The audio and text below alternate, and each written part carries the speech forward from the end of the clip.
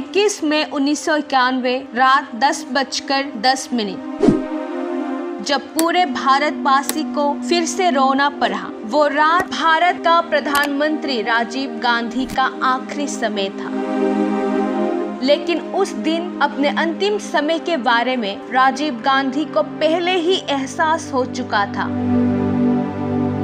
अपने राजनीतिक जिंदगी के 7वें साल में पहुंचते ही राजीव गांधी जी का हिंसक तरीके से अंत हो गया, जिस हिंसा का शिकार उनके मां इंदिरा गांधी जी भी हुई थी, जिन्हें उनके ही सुरक्षा गार्डों ने शरीर में 36 गोलियां मारे थे।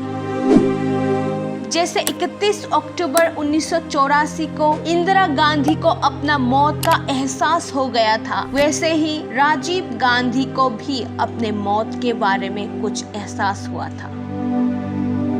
पत्रकार नीना गोपाल उस भयानक रात में आत्मघाती हमले से पहले राजीव गांधी से आखिरी बार मिली थी।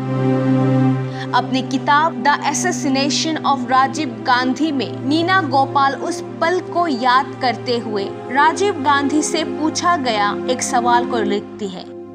वो राजीव गांधी को पूछते हैं कि क्या आपको लगता है कि आपकी जान को खतरा है? जवाब देते हुए राजीव गांधी बताता है कि क्या आपने देखा है कि कैसे हर बार किसी भी आयत का कोई दक्षिण एशिया के नेता सत्ता के स्थिति में आता है, अपने या अपने देश के लिए कुछ हासिल करने वाला होता है, उसे काट दिया जाता है, हमला किया जाता है, मार डाला जाता है।